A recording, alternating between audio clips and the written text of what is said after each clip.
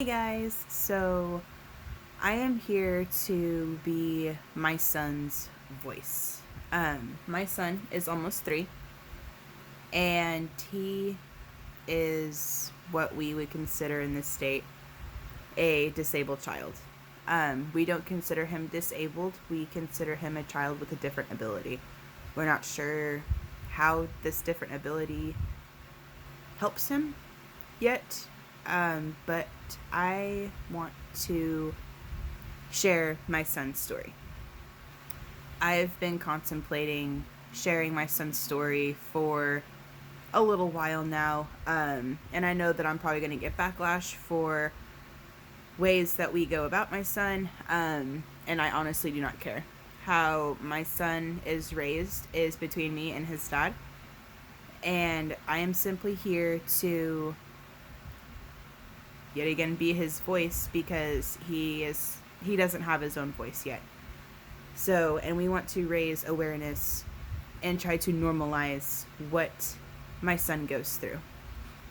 So this video is going to just go ahead and be an intro to my son. My son's name is Zachariah, but we do call him Zach, or Little Man for short. And this is just really an intro to kind of give you guys a generalized idea of who Zach is. I'm going to be touching up on a lot of information. I will be making more videos to go more in depth on the daily living of Zach.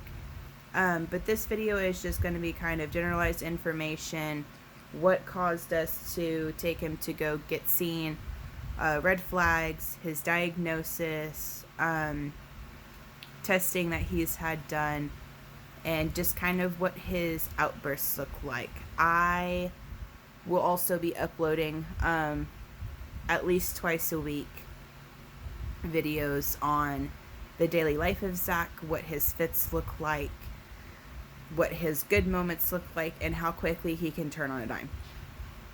I do have a bunch of notes that I will be referencing, so just bear with me. This is my first video that I have ever uploaded, so I'm going to kind of jump around a little bit, hopefully not too much, and I'm going to try and make this as easy as possible to follow for everyone else. And I say this with a full disclaimer: anything that my son has been diagnosed with, anything that he goes through, I am not diagnosing your child. This is a very personalized way that we have figured out what's going on with my son, and just because my son displays these issues with these diagnoses does not mean that your child is having the same issues. So full disclaimer, I am not a doctor. I am just a mom who has done everything in her power to get my son the help that he needs. So, diagnosis. We have four for Zach. We have sensory processing disorder avoiding. We have oppositional defiance disorder, commonly known as ODD because it's a foot-long word and it gets annoying to say it. Conduct disorder and impulse control disorder. So, we have 4 diagnoses. A lot of people don't know what these are. I'm going to go into depth and definitions of what these all mean. So, sensory processing disorder, there is 2 types: avoiding and seeking. Zach is avoiding, meaning exactly what it says. He avoids things that overstimulate him, and the definition of that is hypersensitivity, and he may seem more timid, which is very true. Zach has issues with certain types of clothing. He has issues with certain textures of food, sounds, things like that. Zach is kind of a rare case because something that bothers him today will not bother him tomorrow. So we can put him in fleece pajamas today and he's fine with them. And then tomorrow we can put on the exact same fleece pajamas and he gets so oversensitized in them that he physically tries to rip them off, and it actually makes him break out in hives because the texture bothers him so much.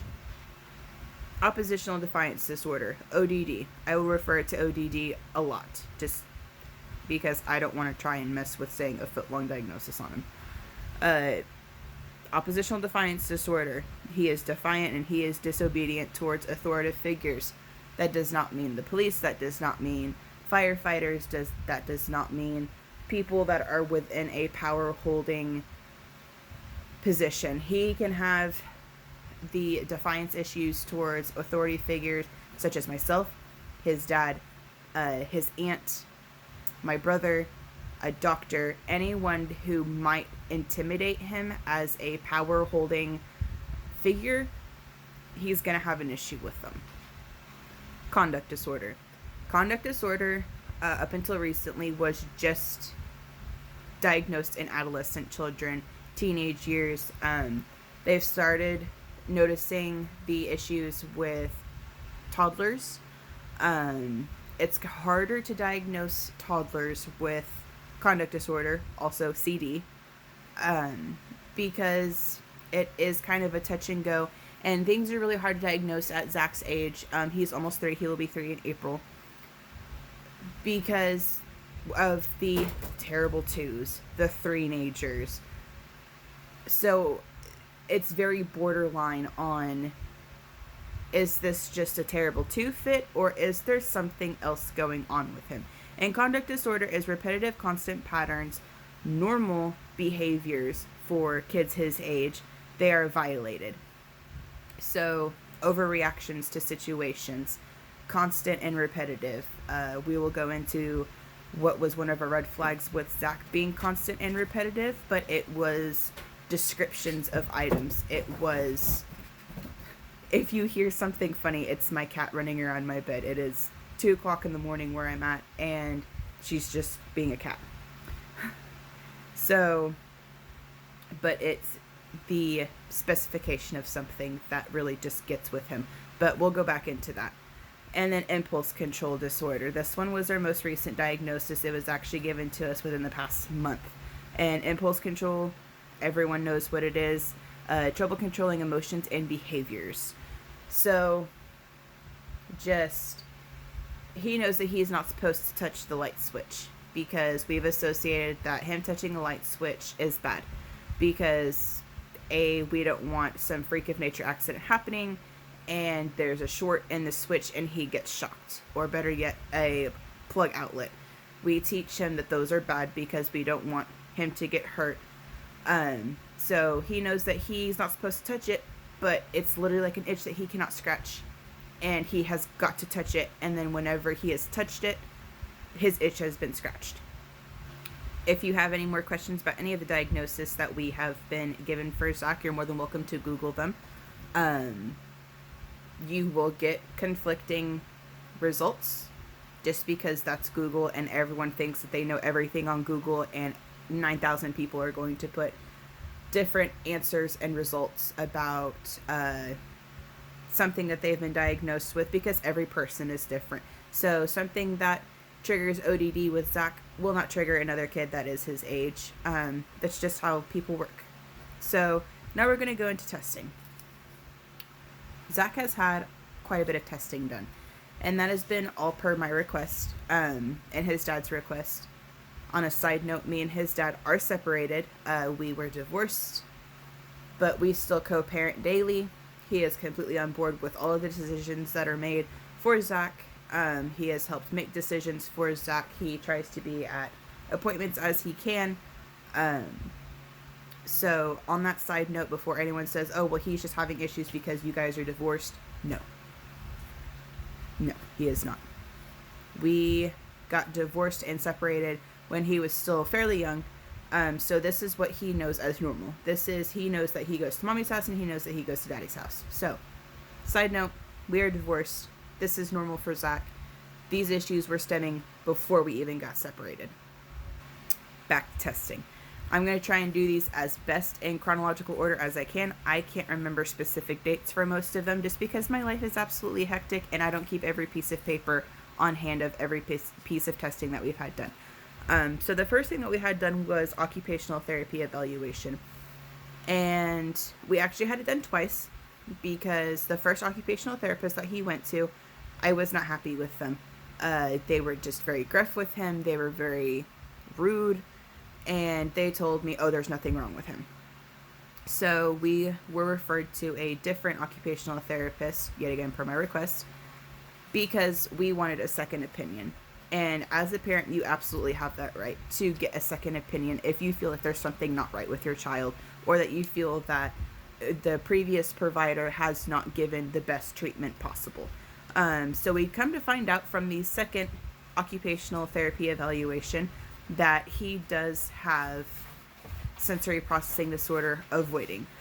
He is currently in occupational therapy once a week. His therapist is absolutely amazing.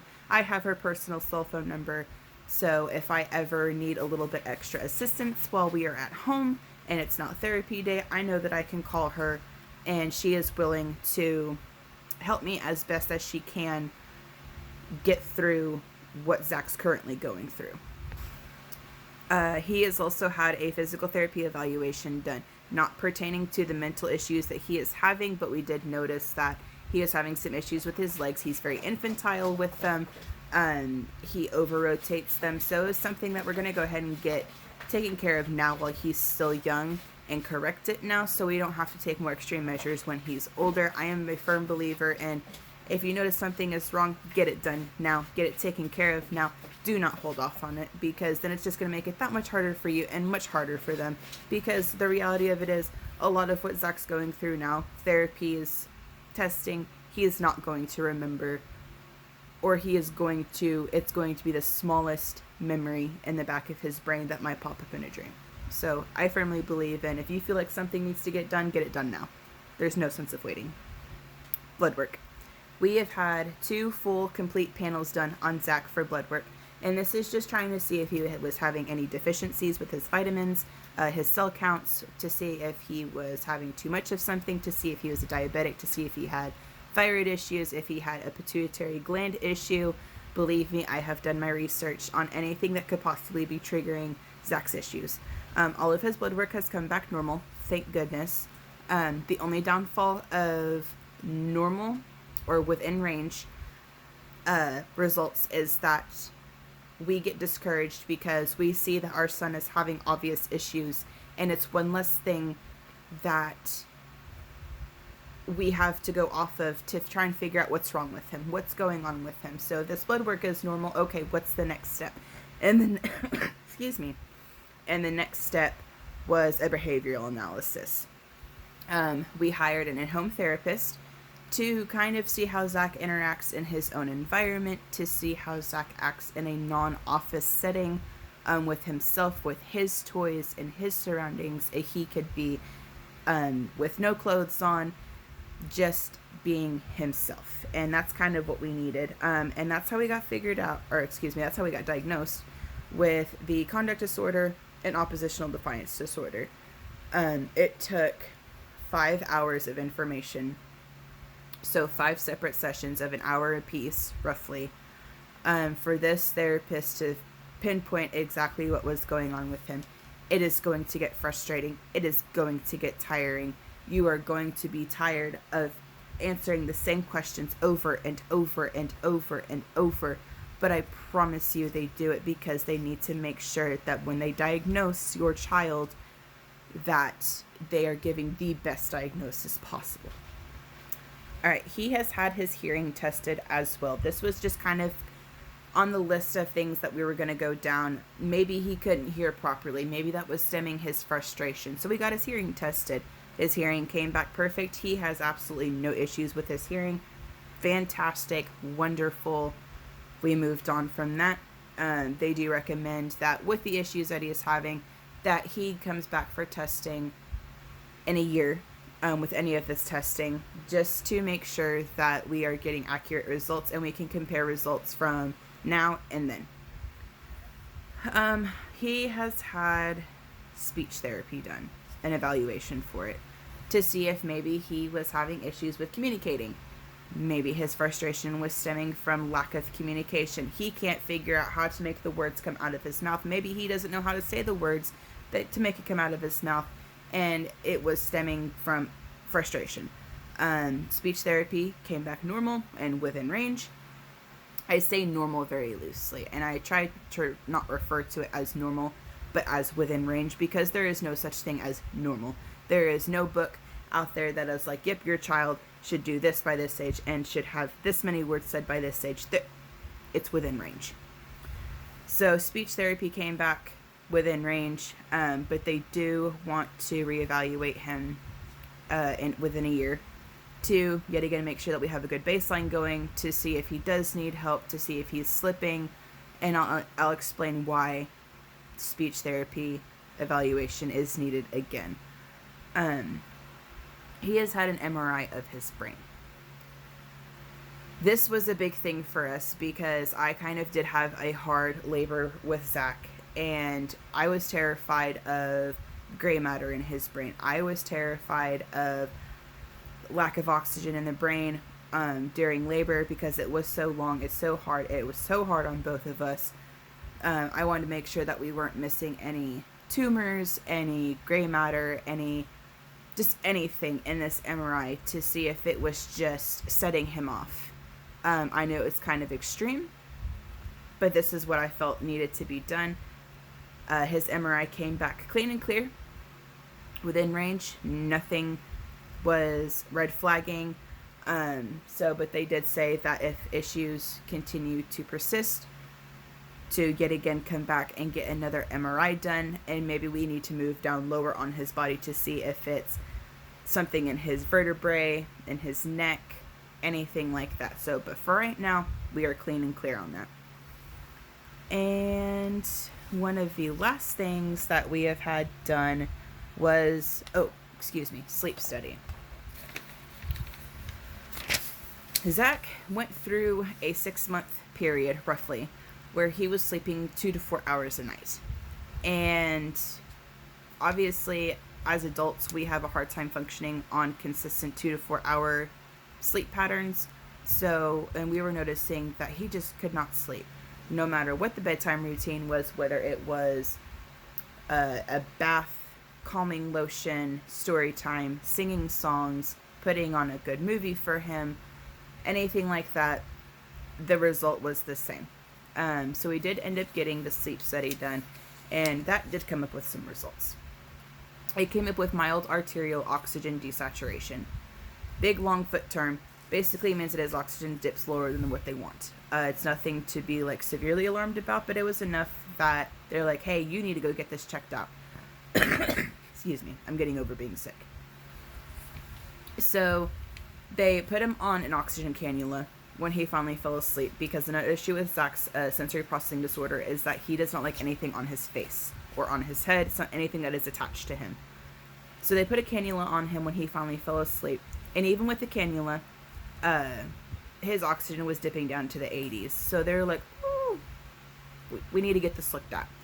They also found that he has mild obstructive sleep apnea. Exactly what it sounds like. Not a severe case of it, but enough for something to be like, hey, something's causing him to not breathe properly in his sleep. We did find out that he stopped breathing about every 18 minutes. And the longest span of him not breathing was 30 seconds. Even on the oxygen, even with him sleeping in the appropriate positions, his oxygen was dipping, he stopped breathing, and he stopped breathing for that long. So they're like, oh, you need to get into an ENT. You guys need to figure out if something else is going on. So we did. Last week, he actually had his adenoids removed. Usually they remove your adenoids when they remove your tonsils, because usually they go hand in hand. Zach's backwards. His tonsils were perfectly fine. They're actually quite small, which is fantastic. But his adenoids were causing the obstructive sleep apnea. Obstructive meaning that something was in the way, meaning his adenoids were in the way. And for those who don't know, your adenoids are at the base of your nose. So it's blocking your airway. It's blocking how he's breathing through his nose, getting the oxygen in. We don't have any clear results on that because he's still healing from surgery. He'll be healing from surgery for another week. And we don't want to give false report when he's still healing, saying that, oh, he's having the best sleep of his life, when in reality his body is still just worn out from the sleep, not the sleep apnea, excuse me, the surgery. The last thing that we've had done with Zach was he had a 3-hour psychology evaluation, which also included autism testing. They watched his cognitive functions, his intuitive functions, his daily living skills, so basically how he takes care of himself by himself, what he knows that he needs to do to remain healthy, things that are good for him, and how to basically keep his area around him clean and clear. The autism testing came back with no suspicions of autism. They do want to retest him when he is 4, though, yet again, so we have a baseline to go off of to make sure that nothing is hindering the terrible 2s. The actual 3-hour testing for the psychology evaluation did confirm the conduct disorder, and we also got the impulse control disorder diagnosis. So that wraps that up on diagnosis. Next, we are going to be popping into red flags on why we started looking into getting Zach tested for everything right now.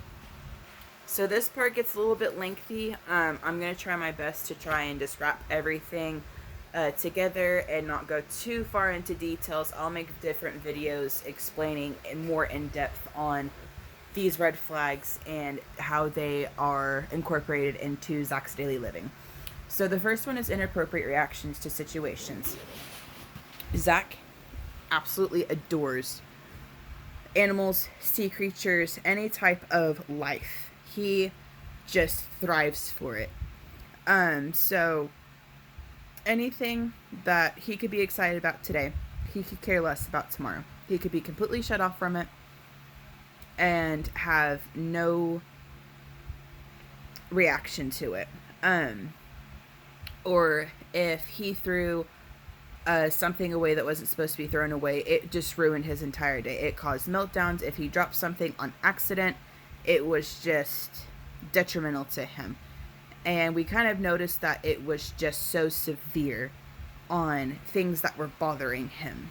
But on the same hand, so it's a catch-22. He would be overly mad, overly sad, overly angry, but he would also have an issue with lack of emotions. I could ask him today, Zach, do you want to go to the aquarium? And he knows what's at the aquarium. He knows that he gets to go see the fishies. And he loves the fishies. So I can ask him today, Zach, you want to go to the aquarium? And he is just all gung-ho for it. Tomorrow, he doesn't care. Nope. So it was just the severity of flip-flopping of overly emotional and no emotion. When he goes into fits, 9 times out of 10, he shuts down. He has no emotion whatsoever. And I'll go into that in a different video. Sensory flags. Sounds and feelings. We touched base on that quickly earlier. The fleece pajamas. He can't have anything on his collar because it feels like it's choking him. He actually starts gagging, and it makes him physically ill when something is up on his collar. He doesn't like anything on his face. He doesn't like temporary tattoos because he physically cannot get them off and they are stuck to him. Foods we have issues with, which I'll go more into food in a little bit, and certain types of music. He likes something that has a good beat to it, something that he can actually sing to. He knows several songs, not just nursery rhymes either, but like actual music songs. And we know that we can play those for him when things are just getting a little rough. Odd gestures. Hand flapping. Exactly what it sounds like, hand flapping. Or he would do this, just kind of rub his hands together when he was getting overly stimulated. Whether it was he wasn't ready to do something, or he was just having an internal battle with himself on impulse control, or whatever the case may be. He started picking at his fingers. He would start picking at his cuticles to the point that they bled. He would start peeling off his fingernails to the point that they bled. A new thing that he just recently started doing within the past couple of weeks is that he started picking at his lips to the point that they started bleeding. And they are just so raw. So that's new. Chewing on the sleeves and chewing on the collars of his shirts. We're not sure if that was just a phase that he went through, but we were able to break him of it. He actually chewed through the collars of a couple of shirts. We made sure to break that because, let's all face it, clothes are expensive. Repetitive motions and phrases. I told you guys I was going to touch back on this. And it goes back with the conduct disorder. I can pick up this pen. And Zach can bring it to me. And as we can all see, it's pink and white. Mama, do you see this pen? And I would answer, yes, son, I see it.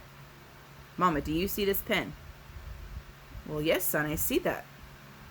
Mama, I have a pen. Yes, you do. That's very good. I have a pen, Mom. And you have to tell him, yes, Zach, I see that you are holding a pen. It is pink and white. You have to have specifics with him. You have to physically acknowledge the fact of what he is trying to show you. Otherwise, you're going to be in a 30-minute battle with him of him asking the same question and him asking to acknowledge what you have in your hand. And it's just repetitive. It's with everything. And then another newish thing that we have been doing is clicking in the throat. It's when transitions are coming and he's not quite ready for them, whether it's we have to go bye-bye, we have to change our clothes, we have to change our pull-ups. Yes, he is still in pull-ups because of how his brain is working. There is just no room right now for him to understand the concept of potty training. I don't care if you bash me for it. I know what's best for my son. Another big thing that we've had issues with is hunger strikes, and we still face this battle today. His hunger strikes can go 24 to 72 hours, and it actually caused him failure to thrive for a couple of months because he just could not gain weight. He actually lost weight. And it goes back to the sensory processing disorder with the food. So we end up getting him Pediasure to try and get some type of nutrients in him, some type of calories. Come to find out he has a sensitivity to protein. So we got the Carnation Instant Breakfast powder packages, and we can actually make them last 3 cups of milk for him. It doesn't mess with his stomach for the protein, but we ensure that he is getting his vitamins and we are getting some type of calories into him. So that actually started helping boost him back up in his weight. It's not that we're trying to reward the bad behavior. It's that our son needs to eat and he needs calories, and that's how we knew that we could get them into him. Okay, severe anger outbursts. This is just exactly what it sounds like. There is no in between. He can be either cool as a polar bear, or he can go off like a $2 pistol. It started with him just screaming at me. Just incoherently, just screaming in my face. And then we quickly escalated to physical aggression. Now, his physical aggression bouts involve him being nonverbal. His function of being able to verbalize him being mad and telling us that he is mad goes out the window. He cannot tell us, Mom, I am mad. Very rarely he can. But his brain is just so frayed in the moment of this aggressive battle that he just forgets how to talk. So it's something that we've learned to work through. We know that if he starts this and he starts whining in the back of his throat, and if I ask him a question, he we know 9 out of 10 times we are fixing to go into a physical fit. And the physical fits are not pretty. And that wraps up into my last point of red flags. The damage that he has done. Yes, Zach is violent physically. He has shattered a mirror that I have because he got mad. It was in his way. And instead of saying, hey, Mom, I need help moving this, he threw it to the ground and he curb stomped it and it completely shattered it. He broke his dad's 50-inch flat screen TV. He got mad at him, picked up something and chunked it at the TV. We knew that this was coming. We knew that we cannot have the nicest of things because we don't know how quick Zach's fits are going to turn and if he's going to throw something. I have had more black eyes than I can count. I will add a video later on of the damage that Zach has done, so you can see with your own eyes what the results are. I've had black eyes. I have had bloody noses. I've had busted lips. As you can see, obviously, I am pierced. I have glasses, and I have relatively long hair. So when he goes into a fit, I know first thing off, I need to take off my glasses and I need to put up my hair in a ponytail so he cannot grab it, because that's the first thing he's going to do. I can't tell you how many pairs of glasses that Zach has broken on me. This is why I buy cheap plastic frames, because I know that I'm going to have more broken. I actually have 3 backup pairs of glasses just in case. He attacked my best friend's daughter, which I will reference my best friend a lot because I actually lived with her for a while, and she got to see firsthand Zach's progression, as I call it, and I will reference it that quite often. Progression, exactly what it sounds like. He is regressing so far that it's actually showing a progression and how bad he is regressing. I will reference it a lot. Just bear with me. But he clawed her daughter, at the time was 3, clawed her throat. And I have pictures of that too. Broke the skin, bloodied it, because she walked in front of him and he was not ready for it. He was perfectly fine playing in the playroom with her and just attacked her. I have had handprints across my face from Zach punching me, slapping me. He has bit me more times than I count. Biting really isn't his go-to, but when he's biting, he is done. Like, he has hit his max.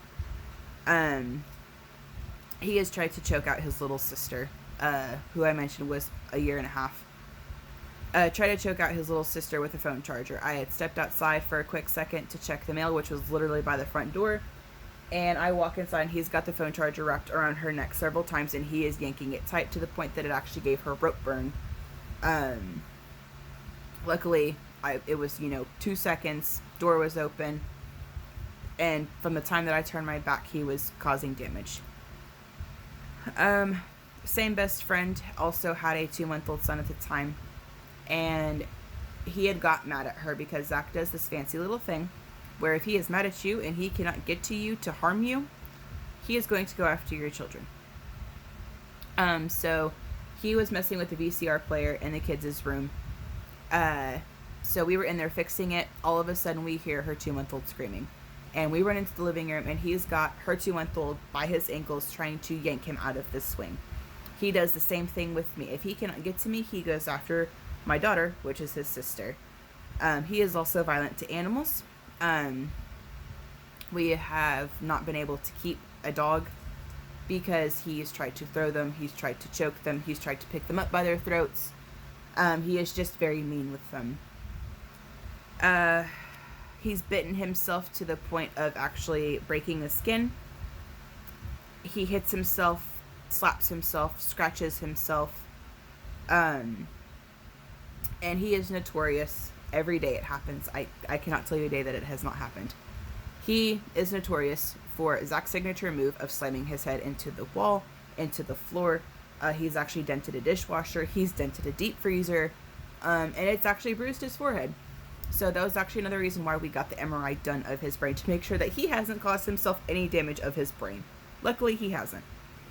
The last note I'm going to point out before I hop off here from this intro to Zach is Zach's main issue is whenever he is so mad, he has to physically harm someone, whether it be himself, whether it be an animal, whether it be the person that he's mad at, or their children. There was a time that I was living with my friend and we had to take turns for 45 minutes restraining Zach because he was harming himself. And at that point in time, he was a threat to himself and he was a threat to everyone in the household because Zach is a very big, almost 3-year-old. He is 39 inches. and he is 42 pounds, and he is just solid. He has taken me to the floor. I am 200 pounds.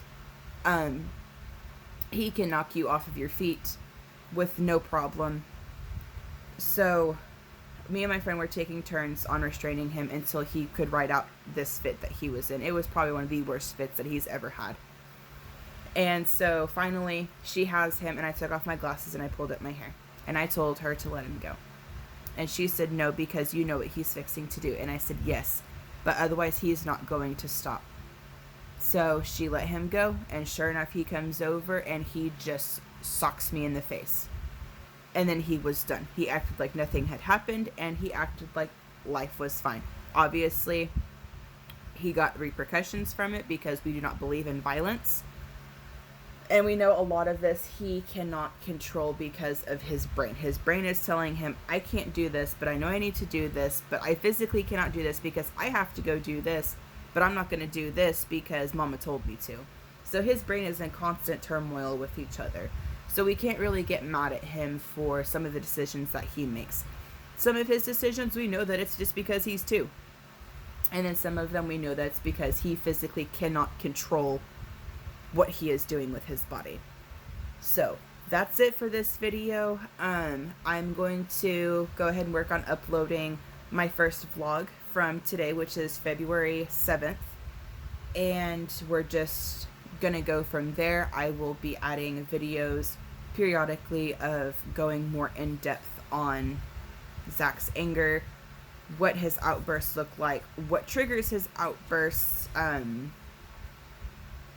just adding vlogs of how quickly Zach can turn on a dime, because every day that Zach wakes up, he is a new child. Something that triggers him today will not trigger him tomorrow. Something that triggered him 2 days ago is not a trigger now. Zach is a different child every day that he wakes up and he puts his feet on the floor. So that's it for this one. I'm out. So look forward to more videos.